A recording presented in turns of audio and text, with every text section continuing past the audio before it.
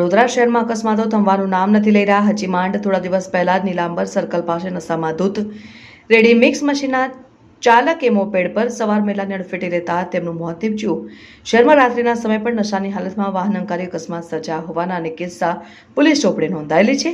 તેવામાં હવે મુજમવડા સર્કલ પાસે બપોરે પૂર ઝડપે ગેંગ રોંગ સાઈડ કાર હંકારી અન્ય વાહન ચાલકોને અડફેટે લઈ અકસ્માતની ઘટના બનવા પામી છે. જોકે આ કાર ચાલક નશામાં હોવાનું સ્થાનિકોનું કહેવું છે. તેઓ એમ પણ જણાવી રહ્યા છે કે કારમાં દારૂ બિયર પણ હતી, જે પાછળથી આવેલી અન્ય કારમાં મૂકી લઈ જવામાં આવી છે. અને બનાવ અંગેની મળતી પ્રાથમિક માહિતી અનુસાર શહેરના મુજમવડા સર્કલથી અક્ષર ચોક તરફ જતા રસ્તા અચાનક એક બલેનો કાર ચાલક પૂર ઝડપે રોંગ સાઈડ ઉપર આવ્યો અને પાર કરેલી ઇનોવાને અડફેટે લીધા બાદ રસ્તા ઉપરથી પસાર થઈ રહેલા 4 થી 5 વાહન ચાલકો અને પાર કરાયેલા વાહનોને અડફેટે લીધા.